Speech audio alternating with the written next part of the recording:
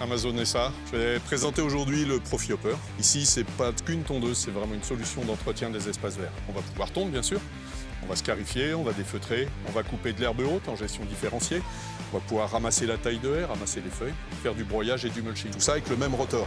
La seule chose qu'on fera, c'est changer les couteaux et adapter les couteaux et la vitesse de travail au travail que l'on souhaite faire. Je vais vous présenter les différents couteaux qui sont utilisés sur notre machine. Le couteau standard est le vert que vous avez ici, que l'on appelle H77, donc H pour hauteur et 77 mm de là jusque là, comme ça on sait de quoi on parle. Il existe des H60 plus courts, des H88 plus longs, et des couteaux de verticoupe en 2 ou 3 mm d'épaisseur, ici vous avez un 2, qui vient se mettre, soit seul, avec lequel on va travailler, c'est soit seul, pour faire de la scarification ou du défeutrage, ou alors on peut l'associer à des couteaux ventilés, comme ici, pour tondre et défeutrer en même temps, améliorer le ramassage de déchets, de feuilles, améliorer le ramassage de marrons, de bocs, de glands, etc.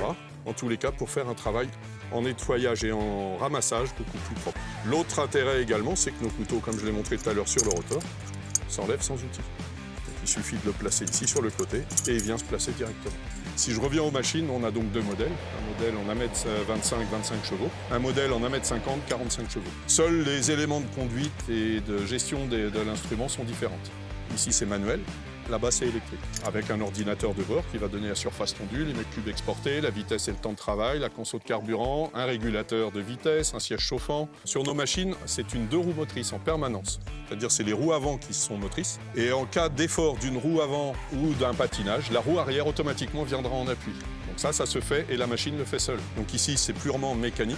Et là, sur la plus grosse, c'est électronique. Sur la plus grosse, on a un mode économique aussi, qu'on appelle mode éco, qui permet de baisser d'un tiers la vitesse du moteur, donc d'un tiers la vitesse du rotor. Donc je vais économiser du carburant, je vais faire moins de bruit, je fais suffisamment de travail et moins de consommation pour une tonde d'entretien. Quand vous travaillez avec un rotor, l'herbe est plus ou moins haute, plus ou moins dense.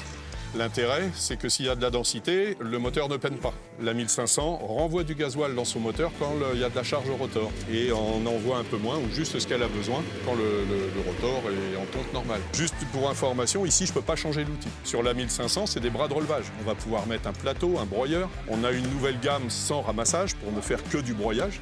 Aujourd'hui, dans certains départements, certaines régions, il ne faut plus ramasser. Un grand merci à vous, Frédéric, pour toutes les explications. Avec grand plaisir. En tous les cas, il ne faut pas hésiter à demander à tous nos concessionnaires des démonstrations. Et puis nous, on est là pour ça, pour accompagner à la fois les concessionnaires, les clients finaux, et puis montrer la machine dans ce qu'elle sait faire. Et puis, merci également. Je pense que ça a intéressé énormément de gens sur cette vidéo, qui peut-être vont se décider à passer au Amazon. Au plaisir, en tout cas.